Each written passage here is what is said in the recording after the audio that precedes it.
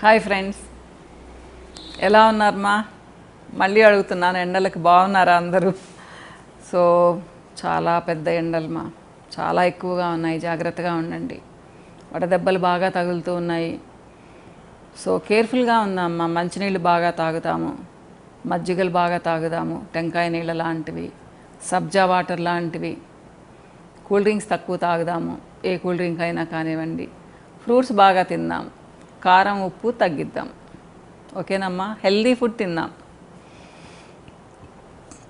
So అప్పుడప్పుడు అడుగుతూ ఉంటారు, నేను ఈ బిజినెస్లోకి వచ్చి ఎలా షైన్ అయ్యాను, ఏం స్ట్రగుల్స్ పడ్డాను, ఎలా స్ట్రగుల్ అయ్యాను అనేసి. కొన్ని విషయాలు మీతో షేర్ చేసుకుంటాను నేను. మాది మిడిల్ ఇన్కమ్ ఫ్యామిలీ. నాన్న వాళ్ళది. నాన్న ఇంజనీరు, మేము ముగ్గురు పిల్లలము. ముగ్గురు ఎప్పుడు మా ఇంట్లో చదువుకునేవాళ్ళు. సో 5-6 మంది పిల్లలు ఉండేవాళ్ళం ఇంట్లో. అమ్మ నాన్న చాలా స్ట్రిక్ట్, ప్రిన్సిపుల్డ్. సో చాలా సింపుల్ లైఫ్ మాది. అప్పుడప్పుడు పండగలకి బట్టలు తెచ్చిచ్చేవాళ్ళు. ఎప్పుడైనా ఒక సినిమా, వారానికి ఒకటి అనుకోండి, అందరం వెళ్ళేవాళ్ళం. సినిమాలంటే సంతోషం అన్నమాట. మాకు ఎంటర్టైన్మెంట్ అది. చిన్న చిన్న ట్రిప్స్ అంటే దగ్గరలో ఉండేవన్నీ చూపించేసేవాళ్ళు. నాన్న ట్రాన్స్ఫర్ అవుతూ ఉండేవాళ్ళం కదా. సంవత్సరానికి ఒకసారి ఏదన్నా చిన్న లాంగ్ ట్రిప్, అంటే చెన్నై కానీ హైదరాబాద్ కానీ ఇలా అనమాట. మాకు లాంగ్ ట్రిప్స్ అంటే అంతే అనమాట. చాలా చాలా హ్యాపీ లైఫ్. సో చిన్న స్టోరీ అనుకోండి.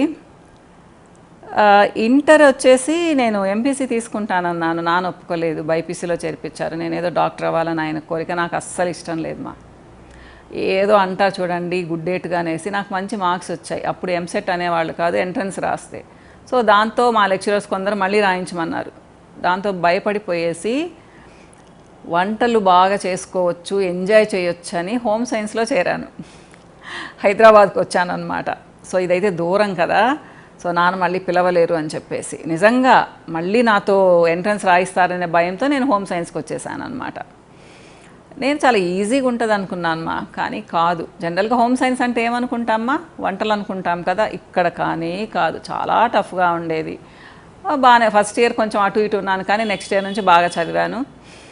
తర్వాత ఎంట్రన్స్ రాస్తే న్యూట్రిషన్లో సీట్ వచ్చింది. అది మా నాన్నగారి కోసమే చదివాను. మా నాన్నకు పాపం చాలా ఇష్టం. 2 తమ్ముళ్ళు సూపర్గా చదువుతారు. సో నాన్న ఎందుకు డిసప్పాయింట్ చేయడం అని చెప్పేసి పీజీ చేశాను. పీజీ ఫస్ట్లో చేరినప్పుడు ఏడ్చుకుంటూ చేశాను తెలుసా. ఏంటి ఇంత టఫ్గా ఉంది, ఎందుకు కష్టపడుతున్నాను, నాకు జాబ్ చేసే ఇంటెన్షన్ లేదు. అప్పుడు మా వాళ్ళు అడిగితే కూడా, మా లెక్చరర్స్ అడిగితే కూడా చెప్పేదాన్ని, ఏంటి మీకు ఫర్దర్గా మీ గోల్ అంటే. నేనైతే అదే చెప్పాను, నాకు మ్యూజిక్ వింటూ వంట చేసుకోవడం ఇష్టం అని చెప్పాను అనమాట. అంతే, అలానే ఆలోచించేదాన్ని. కోరికలు లేవు, ఎలాగో పెళ్లి చేసేస్తారు అని చెప్పేసి అనమాట. జాబ్ చేయాలి, ఏదో నిరూపించుకోవాలి, ఇలా ఏమీ లేదు మా. కాకపోతే మరీ బ్రహ్మాండంగాని కాదు, కానీ బాగానే చదివేదాన్ని. సో అయిపోయింది. ఇలా అయిపోవడము, అలా పెళ్లి చేసేయడము వెంటనే ఇమీడియట్గా అనమాట. 23rd ఇయర్లో పెళ్లి చేసుకున్నాను. మా వారిది బుచ్చిరెడ్డిపాలెం, శివానందరెడ్డి తన పేరు. చాలా హ్యాపీగా ఉండేవాళ్ళము. అత్తమ్మ మామయ్య మంచివాళ్ళు. సో 1990లో కౌశి పుట్టాడు. 96లో పాప పుట్టింది. అప్పటికి షిఫ్ట్ అయిపోయాం మేము నెల్లూరుకి. 94లో షిఫ్ట్ అయ్యామ్మా మేము నెల్లూరుకి. బాబు చదువు కోసం అన్నట్టు షిఫ్ట్ అయ్యామన్నమాట. 95లో షిఫ్ట్ అయ్యాం, 94 కాదు. సో అలా ఉండేది. కానీ కొంచెం పిల్లలు పెద్దవాళ్ళు అయ్యే కొద్దీ నాకు ఏదైనా చెయ్యాలి అనిపించేది. అప్పటికే నేను సారీస్ పెయింటింగ్స్ చేసుకునేదాన్ని, క్రిస్టల్ వర్క్ చేసుకునేదాన్ని, ఇలా చేసుకుంటూ ఉండేదాన్ని. ఖాళీగా అయితే ఎప్పుడు ఉండేదాన్ని కాదు మా. రోజులు ఒకటేలా ఉండవు కదా, కొంచెం అప్ అండ్ డౌన్స్ ఉంటాయి. మా వారు ఎప్పుడు కాంట్రాక్ట్స్లో దూరంగా ఉండేవాళ్ళు అనమాట. కొంచెం ఫైనాన్షియల్గా డౌన్ అయ్యామనే చెప్పాలి. అప్పుడు అంటే టైంపాస్ కోసమని మధ్యలో సారీస్ బిజినెస్ చేశాను మా. మర్చిపోయాను, అది మీతో షేర్ చేయడం మర్చిపోయాను. 2000లో స్టార్ట్ చేశాను. అంటే మా వారు అప్పుడు మ్యాంగ్లూరులో కాంట్రాక్ట్స్ చేసేవాళ్ళు. నేను ఖాళీగా ఇక్కడే ఉండేదాన్ని. కొన్ని రోజులు వెళ్ళాను, కానీ అక్కడ చాలా బోర్ కొట్టేసేది. ఆనంద్ ఒక్కొక్కసారి 3-4 రోజులు కూడా ఇంటికి వచ్చేవాడు కాదు, బిజీగా ఉండేసి అనమాట.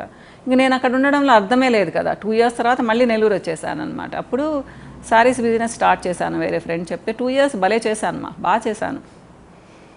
తర్వాత బోర్ కొట్టేసింది. ఏంటంటే నాదేం బొటీక్ కాదు, నేనేం ఎంబ్రాయిడరీలు అవి చేయించేదాన్ని కాదు. ఓన్లీ సారీస్ తీసుకురావడం, అమ్మడం అనమాట.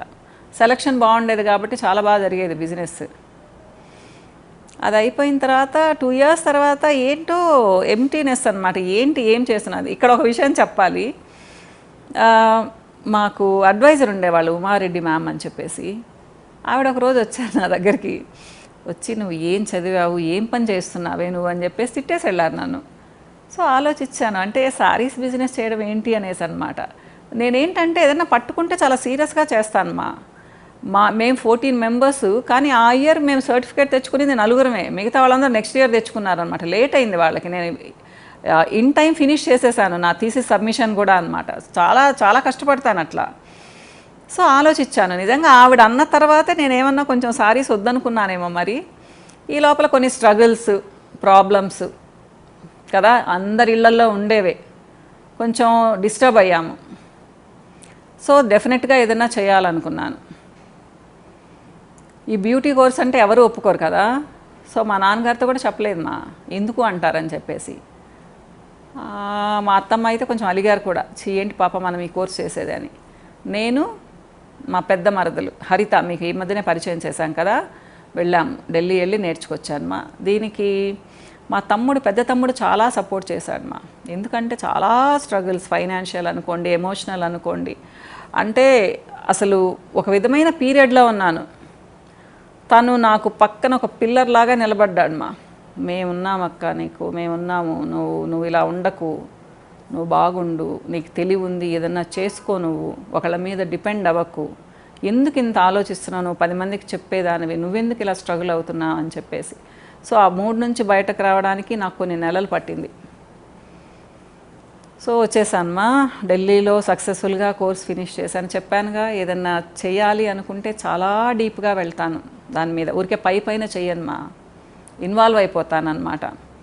బ్యూటీ కోర్స్లో ఏమేమి ఉన్నాయో మొత్తం చేసేసాను 9 months టైంలో, ఒక్కటి కూడా వదలలేదు.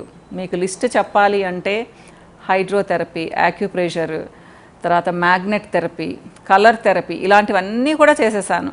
Panchakarma, special Thai massages, Kerala treatments, ఒకటి కాదు, ఆయుర్వేద, యోగా ఎప్పటి నుంచో చేస్తున్నాను అనుకోండి ఇలా. So herbal side, chemical side మొత్తం చేస్తాను. ఇప్పటికి కూడా చేస్తూనే ఉంటాను నేను. ఇది నా బ్యూటీ కోర్సు గురించి. So cosmetology, trichology, obesity treatments మొత్తం. బేసిక్గా న్యూట్రిషనిస్ట్ని కాబట్టి నాకు ఒబేసిటీ ట్రీట్మెంట్స్ చాలా ఈజీ అయిపోయాయి. నేను 2004 డిసెంబర్లో దసరా అప్పుడు స్టార్ట్ చేశాను మంచిగా. నలంద అపార్ట్మెంట్స్ అని నెల్లూరులోనే స్టార్ట్ చేశాను. ఫ్యాంటైజ్ అని నేనే పేరు పెట్టుకున్నాను. మా బాబు కూడా చెప్తూ ఉన్నాడు కదా, ఏదో ఫన్నీగా పేరు పెట్టుకునింది అమ్మ అని. దానికి మీనింగ్ ఏం లేదు, నాకేంటో నచ్చింది ఆ పేరు. అందరిని అడిగాను, ఎవరేం సజెస్ట్ చేయలేదు. సో నాకు నచ్చింది, పెట్టేసుకున్నాను. లిటరల్గా దానికి మీనింగ్ ఏం లేదు. కానీ నా ఉద్దేశంలో నా మీనింగ్ ఏంటి అంటే ఫెంటాస్టిక్ అని అనమాట, అద్భుతం అనేసి అనమాట పెట్టుకున్నాను. దేవుడి దయ వలన చాలా బాగా జరిగింది వెళ్ళడమే టీవీ ప్రోగ్రామ్స్కి వెళ్ళిపోయాను నేను ఒక నెల తర్వాత. దాని తర్వాత తిరిగి చూసుకోలేదు, బాగుండింది. సో అప్పుడు ఏంటి అంటే 2004లో అంటే అమ్మ అనేదన్నమాట, పాప నీకు రోజుకు 10,000 వస్తే చాలా బాగా వచ్చినట్టు అని. కానీ అప్పుడు అంత వచ్చేది కాదు చాలా తక్కువ వచ్చేది. కానీ అదే సరిపోయేది నాకు, చాలా బాగా సరిపోయేది, ఇంకా చాలా మిగిలేదు కూడా అనమాట. సో అలా ఉన్నాను. కొన్ని రోజుల తర్వాత ఏంటి అంటే ఒకసారి మా టీవీ వాళ్ళు వచ్చారు, నా ప్రోగ్రాం చూసి ఆయన ఫోన్ చేశారు నాకు. ఆయన పేరు ఇప్పుడు మర్చిపోయాను. మేడం మీరు మా టీవీలో ఎందుకు ప్రోగ్రామ్స్ ఇవ్వకూడదు అన్నారు. అంటే నేను ఉండేది నెల్లూరులోనండి, నేను మా టీవీలో ఎలా ఇవ్వగలను, మీరు అంతా హైదరాబాద్లో కదా ఉన్నారు అన్నాను. ఇవ్వండి మేడం, మీకు చాలా హెల్ప్ అవుతుంది అన్నారు. లేదండి అసలు ఆలోచనే లేదు, నాకు ఇది చాలు అని చెప్పాను. కానీ అప్పటికి నేను అసలు హైదరాబాద్లో అనుకోలేదు. నేను పెట్టిన ఒక 6-7 monthsకే తర్వాత కొంతమంది ఫ్రెండ్స్ అంతా అనమాట ఇలా చెప్తూ ఉండే లోపల నాకే అనిపించింది, ఎందుకంటే నేను ఇక్కడ చదివాను కదా, నాకు నమ్మకం ఉండింది పెట్టుకుంటే బాగుంటుందా అని. కానీ కొంచెం ఆలోచించేదాన్ని. ఏంటంటే ఒక పని చేయబోయే ముందు చాలా ఆలోచిస్తాను మంచి చెడు రెండు ఆలోచిస్తాను. ఫాస్ట్గా స్టెప్స్ తీసుకోను. సో అంటే ఇక్కడ కాన్ఫిడెన్స్ ఉంది కదా, పెట్టిన కొద్ది రోజులకే బాగా క్లిక్ అయ్యాను కాబట్టి హైదరాబాద్లో పెడదాంలే అనుకున్నాను.